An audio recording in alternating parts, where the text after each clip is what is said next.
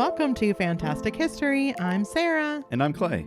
We're a husband and wife duo who enjoy telling each other about amazing events, people, and mysteries throughout history. This week I'm covering part 2 of the state of California versus Roscoe Fatty Arbuckle as part of my Trials of the Century series. Yeah. So if you missed part 1, you'll want to jump back to last week's episode because we're going to dive right into the mayhem that followed Roscoe's arrest. Okay. Hard part 2. One thing I want to say right here at the top of the episode, I gave kind of the trigger warning last time. The trigger warning is still in effect. There's going to be talk of alleged sexual violence. Mm-hmm. Another thing that I just want to make sure that I say is I am a staunch believer of women when it comes to allegations of sexual misconduct or violence, especially when it's dealing with men in positions of power. So I want to make that super clear. I always believe women. But I also want to make it super clear that Virginia Rappe never accused Roscoe Arbuckle of anything. So that's kind of important to keep in mind. The victim never accused anyone of doing anything. So just keep those two things kind of in your mind before we proceed. And again, feel free to dip out this week if the mention of that kind of thing is just you can't deal with that. Because this is the episode where I'm going to talk about that. Obviously not in detail because I don't want to hear the details either. Just know that it's going to come up. Well, I'm sticking around. Oh, good. That would have been incredibly awkward. So where I left y'all last week, Virginia Rappe had died 2 days after the infamous Labor Day party. And within 24 hours, Roscoe Arbuckle had been arrested for her murder. Mm-hmm. Well, let's kind of take a step back to the day of Virginia's death and talk about what happened to her. So I mentioned last time that there were 2 disparate versions of the story, as there kind of always are in a murder investigation. There's going to be 2 different stories that don't really match up. Mm-hmm. So I'm going to present those for you now. Roscoe and his legal team laid out the events as follows. Virginia showed up to the party around noon or so when it was already in full swing. Sometime later, Roscoe went into his room to change clothes. I don't know if you'll remember from last week, he showed up wearing his purple pajamas to the party. So he went back to his room to change clothes a little while after that because a friend asked him for a ride. So he needed to go get dressed for that. Yeah. He goes in his room. He finds Virginia on his bathroom floor throwing up. She asked him if she could lie down, and he helped her wash off her face before escorting her to the bed. He then goes back to the party, before even getting dressed, and asks any of the other guests, hey, can somebody come keep an eye on her? Something's wrong with Virginia. Everyone involved thought that she was just drunk because she was a known party girl famous for overindulging. That was just kind of her reputation. When Roscoe returned to the room with the people who had volunteered to look after her, they found Virginia on the floor near the bed, throwing up, tearing at her clothes, and convulsing like she was about to have a seizure.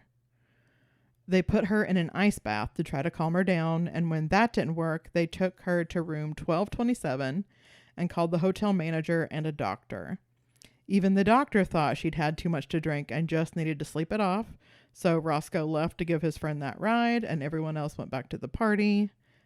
Next thing you know, 2 days later, Virginia's dead. Yeah. The second contradictory story, as I kind of implied earlier, doesn't come from Virginia. Even though she lived for 2 days after the party, there's no actual record of her saying anything to anybody. So the second story comes from Bambina Maude Delmonte, who I mentioned last week was one of the 2 people who went to the party with her. Okay. To be more specific, this is going to be the first version of the second story. Oh, Because, yeah, that's kind of the problem. This is the one that Maude told the cops in San Francisco, right after Virginia died. Her story at that point was that Virginia left the main party room to use the restroom. Makes sense, there'd be a line for the bathroom with that many people, in one hotel room, fine. And it's just the next room over was Roscoe's room, so there wasn't they didn't feel like they needed to travel in packs the way that women usually do to go to the bathroom. It was like, fine, you go to the room next door, you'll be right back. Like, that's fine. Right. But then Virginia was gone for a little bit too long. And then Maude hears screaming from room 1219, Roscoe's room. When she goes in to check out the disturbance and make sure Virginia is okay, Roscoe answers the door with this really sinister smile.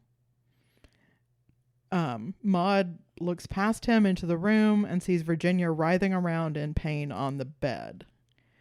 When Virginia sees her friend, she screams to Maude, "He did this! He hurt me! I'm dying!" Maude goes and gets Al Simnocker, who was the other person who went to the party with them, was also a friend of Roscoe's, and they decide to put Virginia in an ice bath to calm her down. Meanwhile, Roscoe threatens to throw Virginia out the window if she doesn't shut up, but then he realizes actually he can just leave, so he does. Okay. Around 4 o'clock, Al calls a doctor for Virginia, and after 3 hours of examining her, he can't find anything wrong, and so the doctor leaves too. Maude calls a different doctor because what the fuck? And the second doctor gives Virginia a shot of morphine and tells her to sleep it off. So even though she's like had all this to drink, there's no disputing that she did get drunk at the party. The doctor was like, morphine will fix it.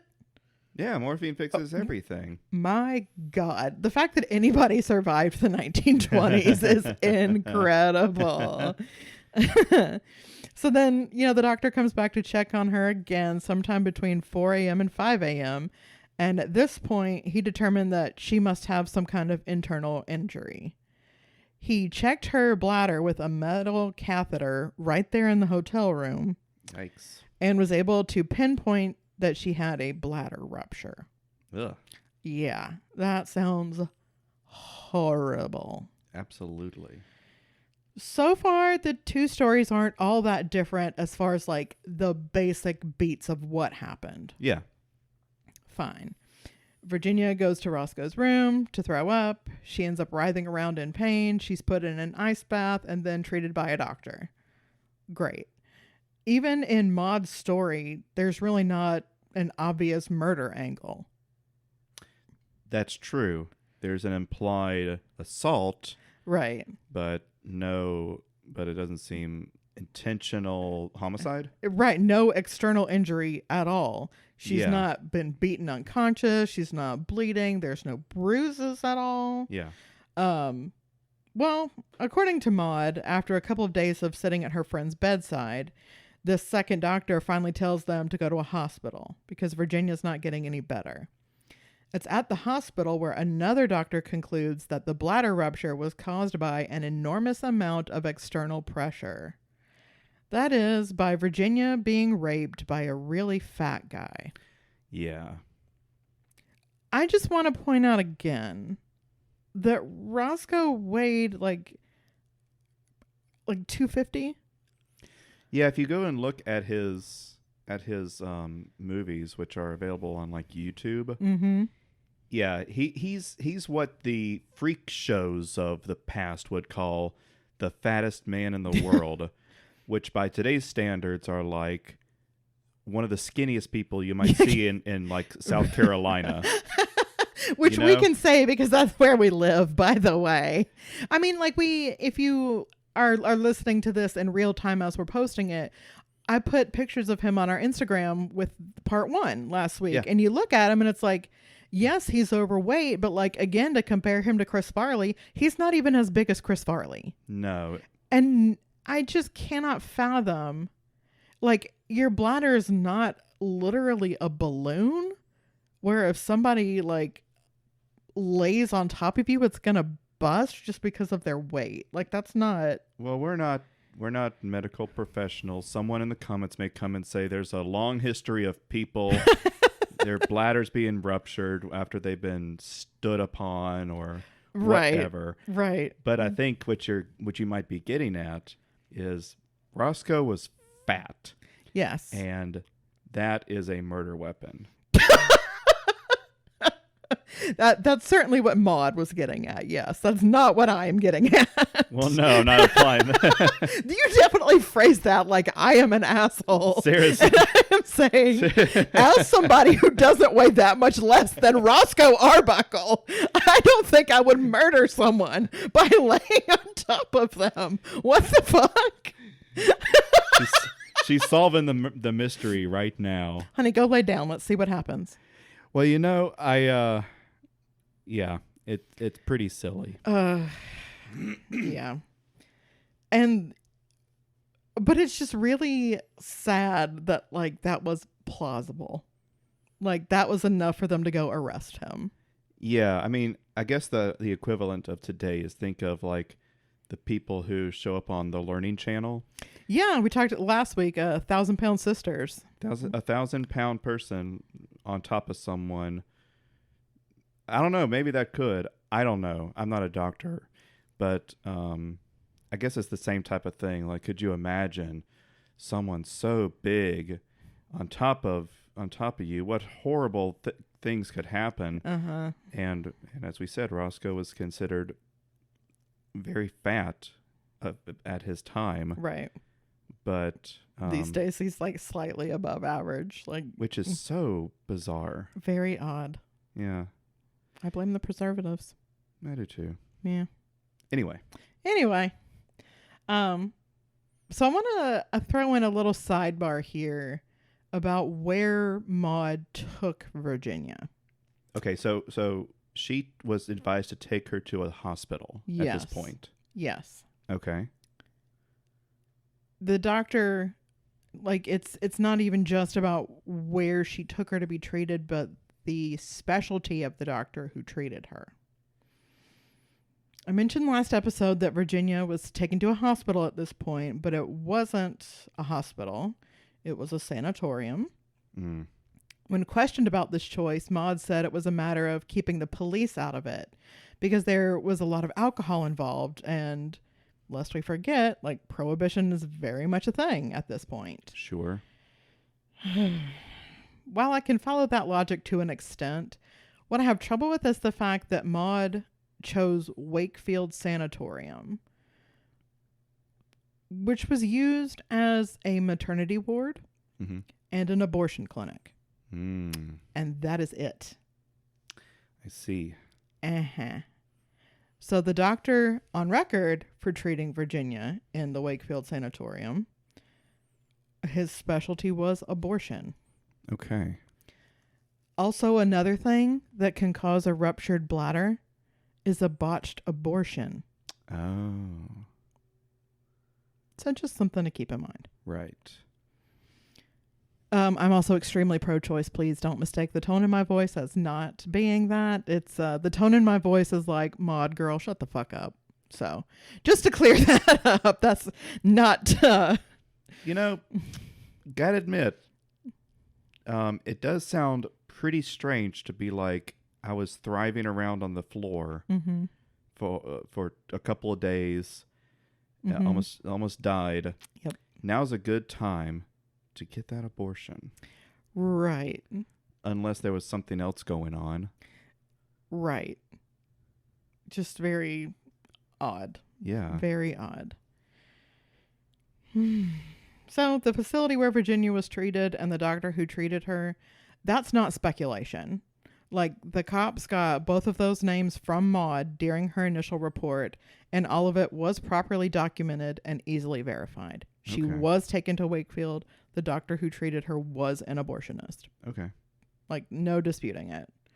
Now, I don't know about you, but that is raising a lot of red flags for me. Like, of all the doctors in the greater San Francisco area, why this one? The only thing I could think of is, like, maybe this is the only doctor they could trust to not turn them in or talk to the police. Or maybe they felt safer with this doctor, even though he wasn't like a standard doctor. But if your friend is dying... Yeah, that's the weird thing, right? Are you that selfish? Yeah. Maude, like, really?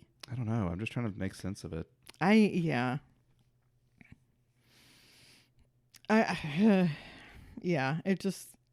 it's very, you wouldn't do that. Like, as as someone with friends, I would never be like, I don't want to go to jail because somebody else gave me alcohol. So I'm just going to take you to an abortion doctor, even though you've been dying for 2 days. Like, and just think about the fact that, like, it's been 2 days that they've been in the hotel room. What alcohol is still around? Yeah, it's 2 days. You haven't thrown away the alcohol in 2 days. And also they were in room 1227, which was not one of the party rooms. Yeah. There was no alcohol in the room. Like, girl, what? I'm not saying that Roscoe is telling the whole entire truth, but I know for damn sure that Maude is lying. She's lying. Like, done. Cut that. So I imagine the truth of what happened is like kind of somewhere in between those two stories. But I also think it's much, much closer to Roscoe's version of events. Yeah. Just because Maude's shit starts crumbling before the trial even kicked off. And it only got worse from there. Okay. Now, that being said, I also don't think anything that was said to the police or later to the jury was 100% trustworthy, because cover-ups and payoffs kicked off right away. Like, there's a lot of corruption. Sure. But it's the 1920s in a big city, so of course there was. Yeah. At that time, Labor Day weekend of 1921, there were no less than 7 movies being shown in theaters that starred Fatty Arbuckle. Like, he almost could not have been more famous at this point. And like we talked about last time, he's the highest paid actor. Like, he's inventing comedy bits that last for more than 100 years and are still funny. Like, yeah. Couldn't have been more famous. So, of course, there were a lot of people who depended on him for their income in one way or another. Everybody from his co-stars to his household staff to the people who worked in movie theaters. It's almost not surprising then that on learning of Virginia Rappe's death, Roscoe got called to a midnight meeting with Sid Grauman. You may remember getting a shout out in last week's episode as the guy who gave Roscoe a job doing illustrated songs at the Unique Theater in San Francisco when he was just starting out.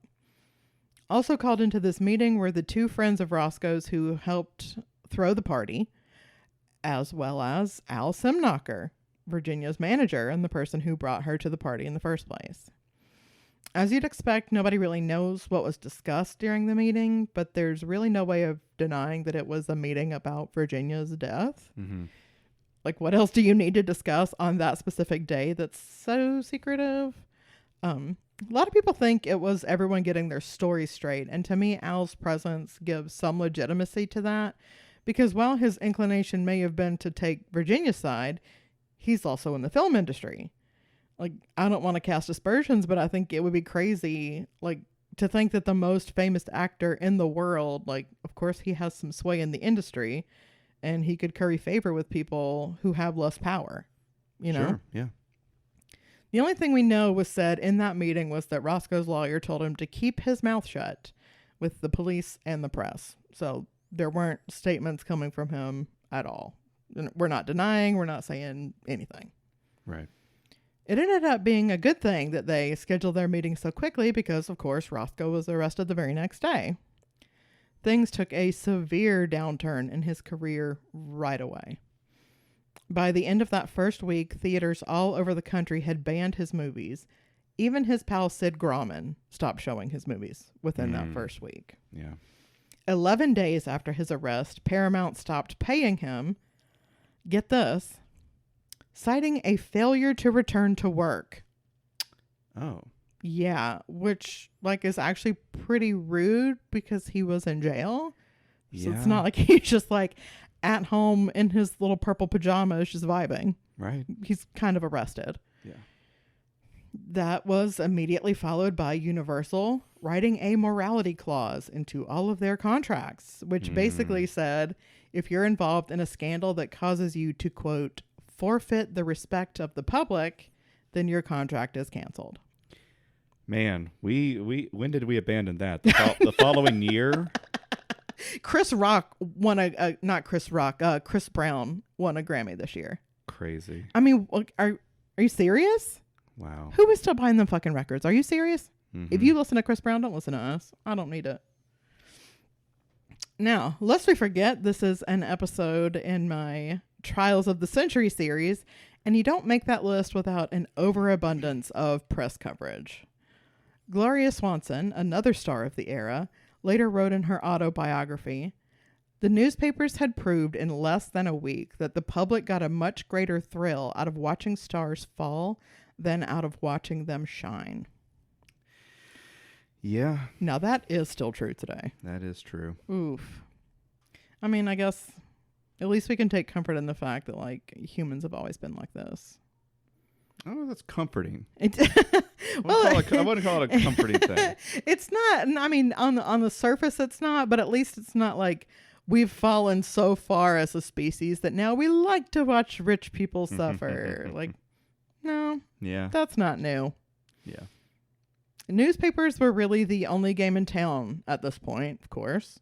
And people were whipped up into such a frenzy over this whole thing that many papers were posting multiple editions a day just to keep up with the latest developments. Dang. This was like truly the prototype for stuff like TMZ. Yeah. Where it's just constantly updating all day long. Papers owned by the Newsies arch nemesis, William Randolph Hearst, were going especially over the top. On September 13th, 4 days after Virginia's death and 3 days after Roscoe's arrest, his newspaper in San Francisco ran no less than 17 articles covering the story. In one day. They know what sells. Like, I'm just 17 separate articles in one day. Yeah. He was noted as bragging to his fellow sleazeballs that the Arbuckle arrest sold more papers than the sinking of the Lusitania. I believe it. People love a good scandal.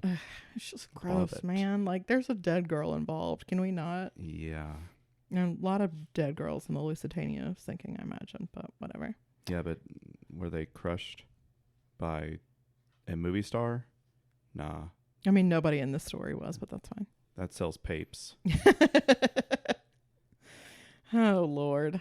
So the headlines themselves were, of course, designed to be like very inflammatory. Mm-hmm. Really get that rage going and then keep them glued to the story. Yeah. Some of the headlines that particularly stood out to me were Arbuckle the Beast, which is, that's short, effective, a little snappy. Then there's the longer, but I'd argue even more effective, Arbuckle dances while girl is dying. Joyous frolic amid death tragedy. Damn. Uh-huh. Like. Horrible. I know, right? Like, yeah. Oh, my God.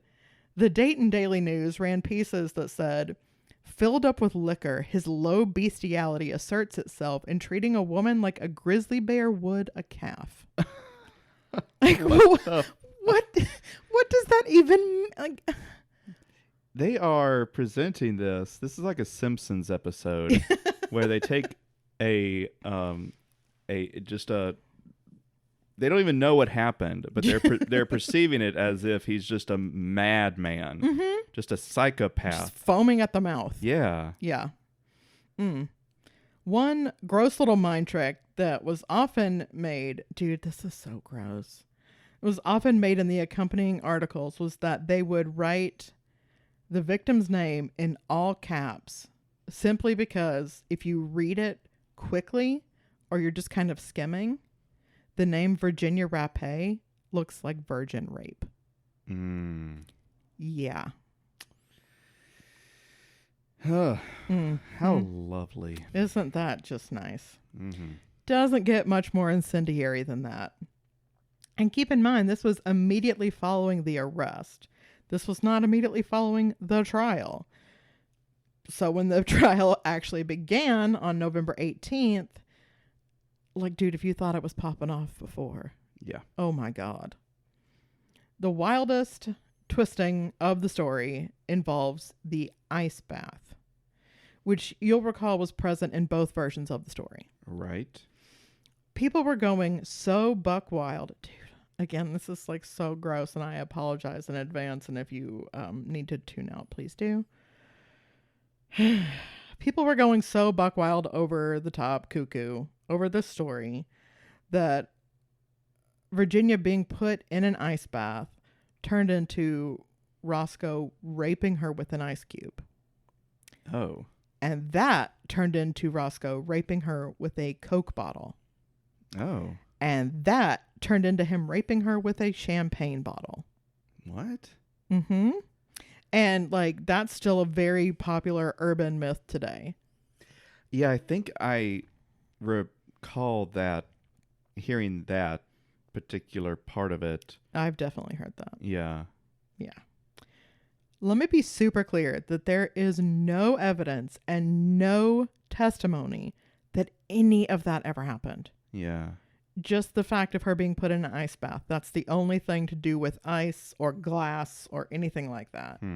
But it's a perfect example of how people were just like primed and ready for moral outrage. They wanted to be angry. They wanted to be disgusted and be really pissed off about it. Sure. And how they could pick absolutely any detail out of the story and make it huge and disgusting and aberrant to sell papers. Yeah. To point out their own moral superiority. To demonize Hollywood. And all these wealthy people, like, he doesn't deserve to have what he has. Like, he must be evil. He must be... Yeah. I can't think of any good reason to utterly humiliate Virginia Rappe like that. Because you're saying it about him, but you're also saying it about her. Yeah. Like, what the fuck is wrong with you? So, to me, that's kind of what things like that come down to. Like, let's say that Roscoe did sexually assault her and that assault led to her death. That is bad enough. That's bad enough without somebody needing to degrade the victim by completely inventing false details to make the story of her death more tragic or to make it like lurid enough or whatever. Like, that's disgusting. That's despicable. Yeah. And the fact that it's 100 years later and people still believe that, like, it's the power of the press. Just be responsible before you retweet or reshare or anything, a sensational headline. Like, please do your research. Please don't just be disparaging people without actually verifying it. Yeah. Because then you get stuff like this. Well, it happens a lot, Yes, especially with people. Yes.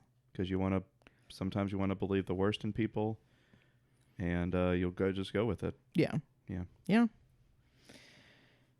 Well, back to the trial. The district attorney, Matthew Brady, took on the case, which is kind of what you'd expect with something so high profile. Like, of course, the DA wants it for himself, especially since that particular DA wanted to be the next mayor of Los Angeles. His star witness, as you'd probably guess, was Maude Delmonte. Yeah. Unfortunately for him, this is around the time when Maude's story started changing a lot and often. When the prosecutorial team was working with her to plan out their case, she was making huge, outright bananas changes to the statement she'd given the police. Rather than Virginia going into Roscoe's room to use the bathroom because she was sick, Maude was now telling the DA that Roscoe dragged Virginia out of the party while loudly saying, "I've been trying to get you for 5 years and now I have you." Oh, Yeah. So it's become like a novel. Yeah, like he kidnapped her from the party to rape her. Like, yeah, he's a mustache twirling villain. Yes. And like Maude apparently saw and heard this, but decided to just let it go. Like, didn't follow after her. Nobody tried to stop him. Like, Yeah. Really? You're such a good friend, Maude. Thank God she had you. At this point, Maude says that she ran out of the party and started pounding on the door, like, but after she heard a scream. She didn't immediately follow after them. Like, she's still in the story. Once she hears the scream, she goes and checks on it. Right. Like, girl, what did you think? Like, come on now.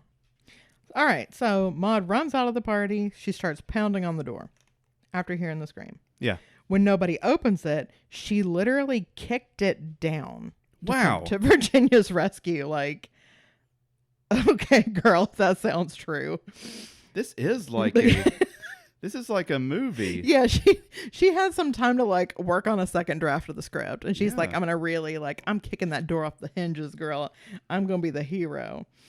Like another odd change to her story is that initially she'd identified herself as a lifelong friend of Virginia's. Like when she first talked to the cops, like, oh, she's been my bestie forever.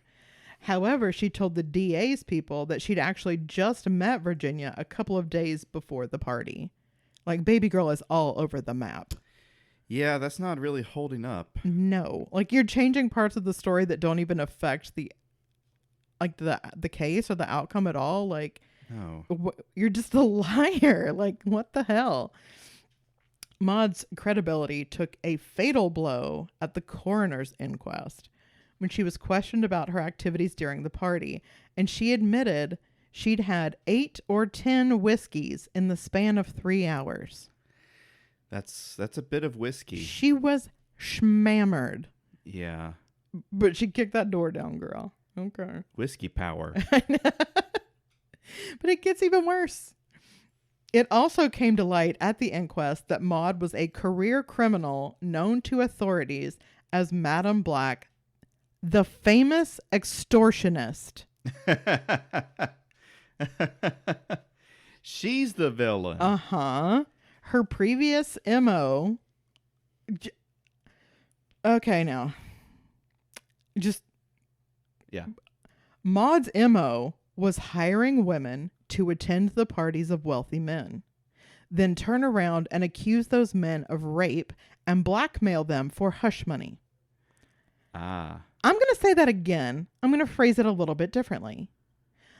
The woman who escorted Virginia Rappe to a party hosted by the wealthiest and most famous man in show business had a criminal record of extortion because she escorted young women to parties hosted by wealthy men and then accused those men of rape so they would pay her to shut the fuck up. Right. This would be the most absolutely incredible instance of The Boy Who Cried Wolf if this just so happened to be the first and only time Bambina Maude Delmonte accused someone of rape that actually happened, and for her to be the only person, including the victim, to accuse the man of rape ever. Yeah.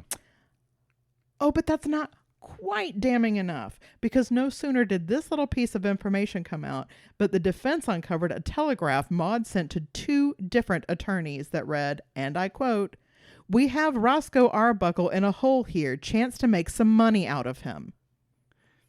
I see. Uh-huh. She's looking out for her friend. Uh-huh. Real worried about her lifelong friend that she just met 2 days ago. Been friends forever. Uh-huh. Never been closer to anybody in my life. So if you were on the fence about Roscoe's innocence before I told you all of that, how are you feeling about the accusation now? Like, yeah, the meeting with Sid Grauman was a little shady, but compared to this, Yeah. and considering Maude was the star witness for the prosecution, Mm-hmm. as for what actually killed Virginia, because let's not overlook that. During the trial, 18 different doctors were called to the stand to vouch for the fact that she had a fucked up bladder. That she had a documented history of having a fucked up bladder. And that the rupturing of her bladder is for sure what killed her. So I do want to make it clear that there's like no debate as to why she died. Her bladder definitely burst. Uh-huh. And that's 100% what caused her death. Like, she got sepsis. She's dead. Gotcha. There's no alternate story where Roscoe pulled a knife out of his little sock garters and stabbed her or anything like that. Even Maude wasn't out there like trying to make that kind of claim. It's like the only thing she didn't try to claim happened. I floated the possibility earlier that a botched abortion can very often cause a ruptured bladder, and that whatever was done to Virginia in the maternity ward was done by a known abortionist. But what if that was a coincidence? Yeah. Like, genuinely, what if it was? Like, what if Wakefield Sanatorium was the closest medical facility to the hotel? Or what if it was the only one the driver knew how to get to? Like, what else could have caused Virginia's bladder to rupture? Mm-hmm. The other most probable cause for that type of injury is blunt force. So then the question becomes, is it scientifically possible for a 266-pound man to rupture someone's bladder by lying on top of them, wrestling with them, exerting force. Like, just kind of goes back to what we were saying earlier. Like, I was talking like mad shit about it, but is that scientifically possible? The short answer is no. The Mythbusters already busted this. Yeah. Yeah, it's big no. Like, even the Mythbusters of Mythbusters, I'm struggling. The Mythbusters of the 1920s also disproved it. Like, what are we talking about?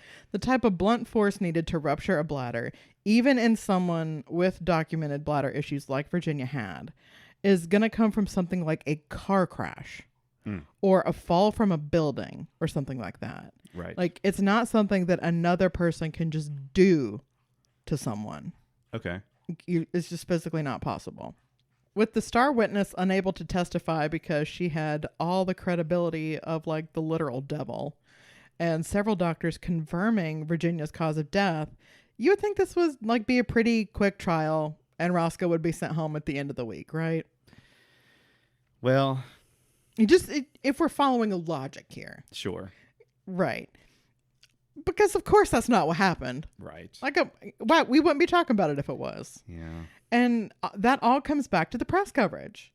Like, the trial of the century in the case of Roscoe Arbuckle and Virginia Rappe took place in the newspapers and in the court of public opinion.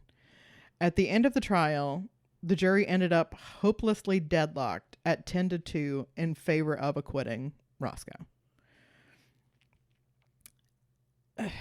Of the two holdouts, one of them famously told other jurors she would vote guilty until hell freezes over.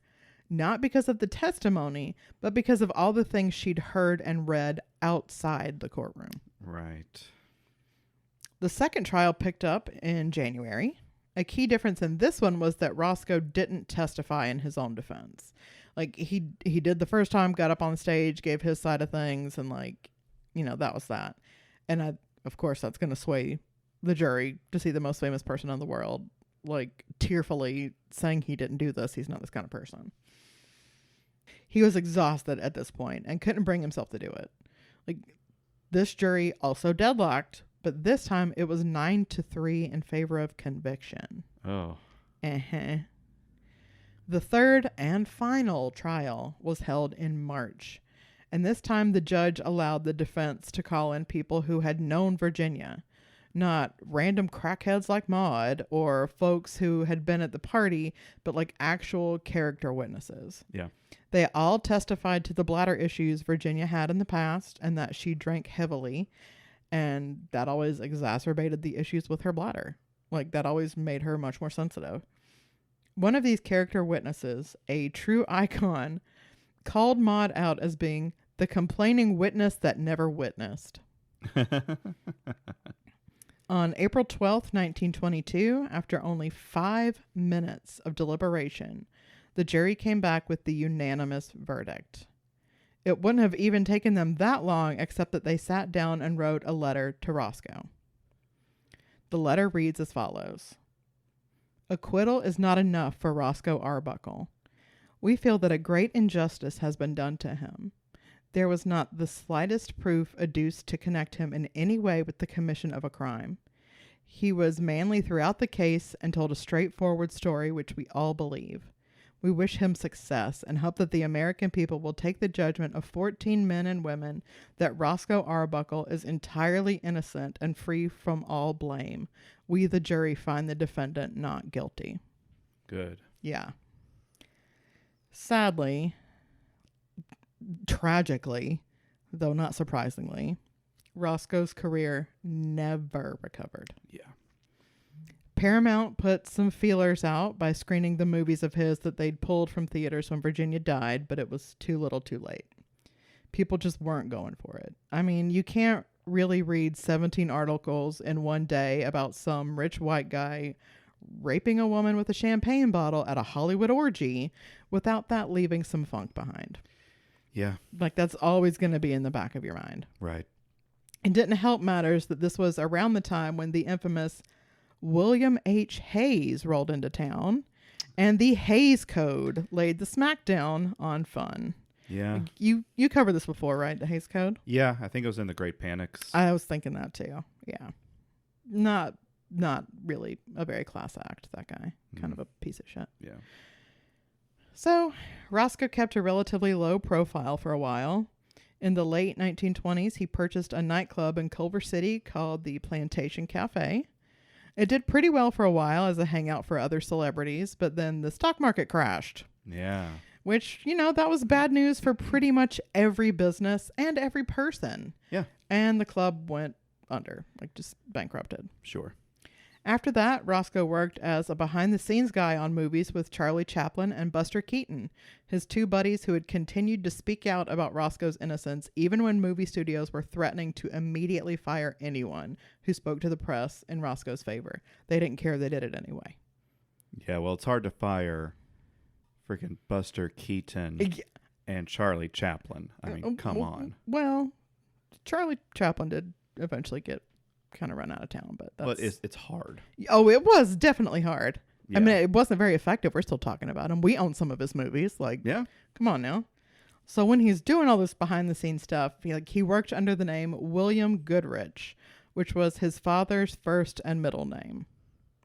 Working behind the camera was unfulfilling for him, though, and he told a photoplay reporter in 1931 that he wanted to go back to the screen. His opportunity came the following year when Warner Brothers cast him in a series of comedy shorts, making his return to acting after an 11-year exile. The shorts were actually well received, and the studio signed him for 8 additional films and even considered a feature-length product. By June of 1933, life was finally looking up. He and his third wife took a trip to Manhattan for their wedding anniversary, and at dinner on the night of June 29th, they drank champagne to celebrate his forthcoming career resurgence. Roscoe then went back to his room at the Park Central Hotel, where he passed away in his sleep from a heart attack at the age of 46. Yeah. Well, I'll say this. It's nice to go out back on top. Yeah. Yeah. I mean, just to go in your sleep thinking tomorrow's a brand new day. I'm so excited. I got my belly's full. I got my champagne. I'm celebrating with, the person I love most in the world, and everything's coming together. Yeah. So, at least he didn't die in disgrace. Yeah. Yeah. You got to look at the bright side anywhere you can find it. Yeah, because this story otherwise will crush you. Yeah. Yeah. So if I had to pick a trial of the 20th century that was not O.J. Simpson, my money's on this one. It's a good one. It's and it was incredibly impactful, and it was, the press went wild, and the most famous guy in the world, and it has all the earmarks of a truly balls to the wall, batshit nutso murder trial with someone who is basically the Adam Sandler of his day. When you're talking about box office success and just being generally likable, yeah, and inoffensive, yeah, it's just ridiculous. So, but yeah, you actually made a really good point, and that makes me feel better. He went out thinking tomorrow's going to be the best day ever, and he doesn't know that it wasn't. Yeah. So that's the note we're gonna end on. Great. I will say, and I don't have this in my notes, but there is The Curse of Fatty Arbuckle. So if you're wondering why there's never been a feature-length movie made about him, John Candy had signed on to play him. Oh. And then tragically died. Yeah.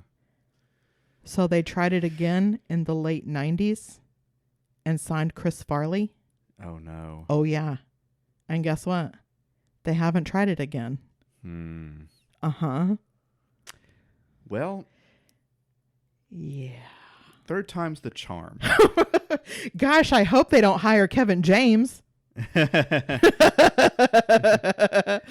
hire Zach Galifianakis. No, he'll be fine. Third time's the charm.